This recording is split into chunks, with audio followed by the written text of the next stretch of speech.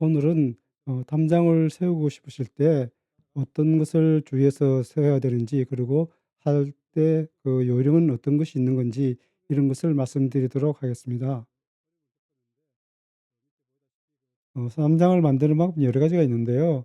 뭐 비용이 충분히 있으시면은 그냥 컨트랙터를 불러서 전체를 맡기시면 되는데, 뭐 컨트랙터를 맡긴다 하더라도 또 본인이 조금 결정해야 될 부분이 있습니다. 그런 부분을 좀 말씀을 드리고, 비용을 좀 절감하시기 위해서는 본인이 하실 부분과 컨트랙트를 시킬 부분을 좀 이렇게 나눠서 하시면 될 것 같습니다. 제일 첫 번째 인제 결정해야 될 부분이 어떠한 디자인으로 담장을 만들 것인가. 제가 여기 구글에서 그 담장의 그 모형을 여러 가지 가져왔는데, 이렇게 싱글 피켓으로 그 담장을 만드는 방법, 그리고 또 이렇게 더블 피켓으로 담장을 만드는 방법, 그리고 그 밖에서 아니 훤히 들여다보도록 그런 여러 가지 방법으로 만드는 방법이 있을 수 있겠습니다. 그런데 주로 담장을 만드는 이유는 프라이버시를 조금 더 누리기 위해서 그런 것을 많이 하시기 때문에, 어 조금 더 그 프라이버시를 누리기 위해서는 저는 이 더블 피켓을 추천을 드립니다. 저 자신도 이 더블 피켓으로 디자인을 해서 담장을 만들었습니다.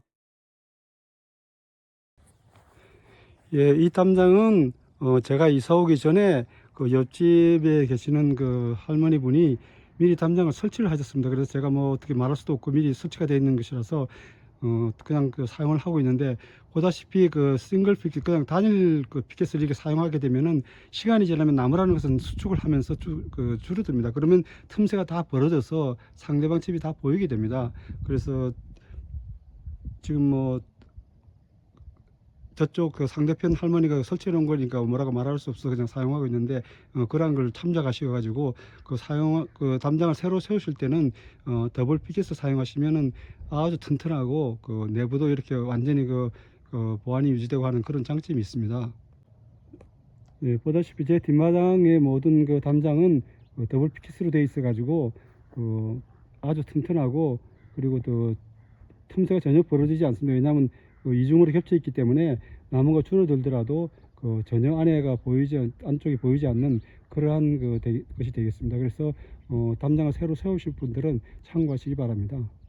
본인이 충분히 시간이 있으시고 또 손재주가 있고 이렇게 하실 수 있으면은 본인이 세울 수 있습니다마는, 다들 우리가 시간이 많이 부족한 사람들이고 그러기 때문에 저는 이 담장 세우는 거에 대해서는 용역을 주셔서 컨트랙터에게 맡기는 것이 바람직하지 않은가, 그렇게 생각이 됩니다.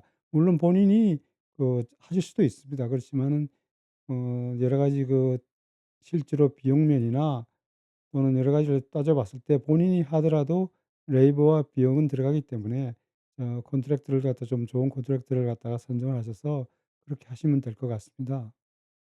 예, 컨트랙터에게 이렇게 컨트랙트를 주더라도 결국은 어느 정도 기본적인 재료는 어떤 것을 하는 것이 좋은지, 이런 것은 조금 이렇게 알고 계시는 게 좋을 것 같습니다. 그래서 피켓 재료 같은 것을 좀 공부를 하시고 선정을 해 주시면 좋을 것 같은데요.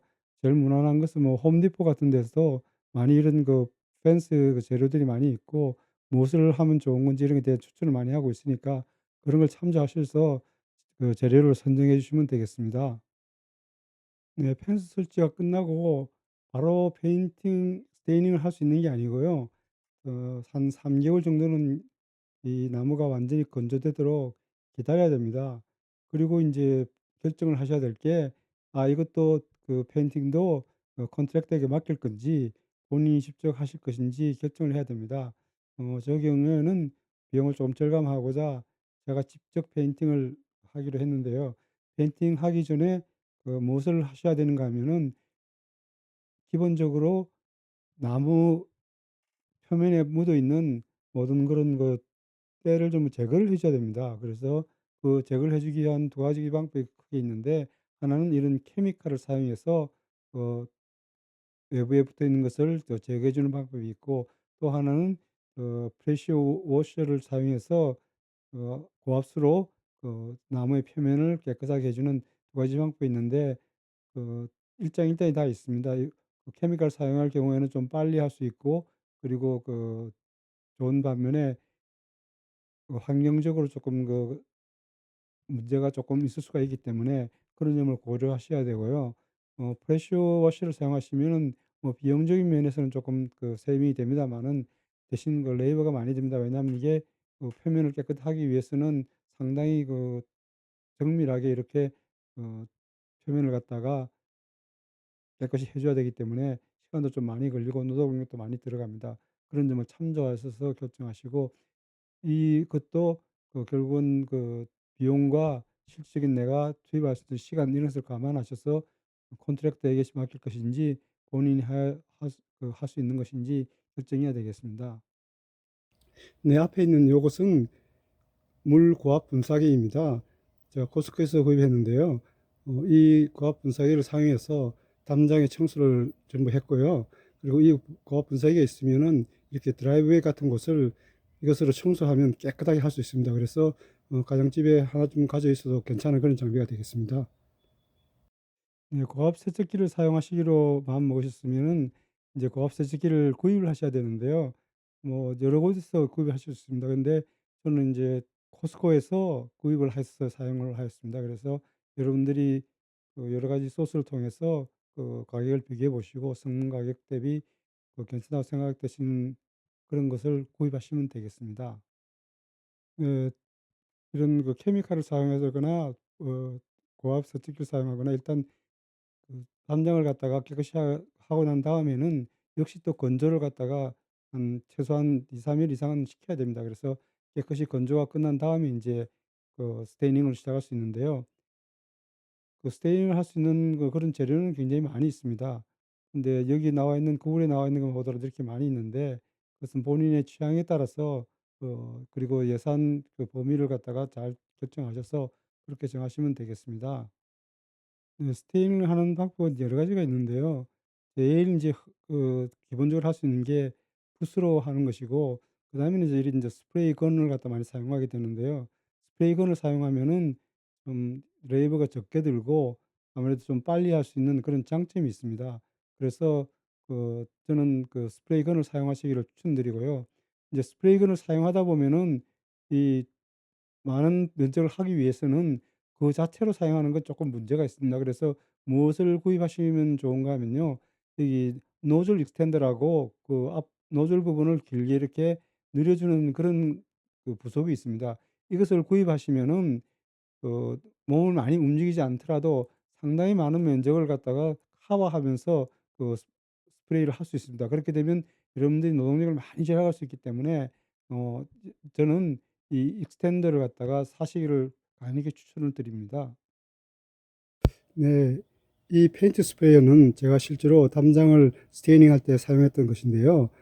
제가 이것을 선택한 이유는 페인트 들어가는 게 완갈론 통이라서 좀 오랫동안 페인트를 계속 담장에 스테이닝 할 수 있었기 때문에 이 모델을 선택했고, 보다시피 노즐 익스텐더를 사용해서 제가 일하는 데 좀 편하도록, 그래서 어 많은 면적을 몸을 많이 움직이지 않고 페인팅을 할 수 있도록, 그래서 이 장비를 선택을 했습니다.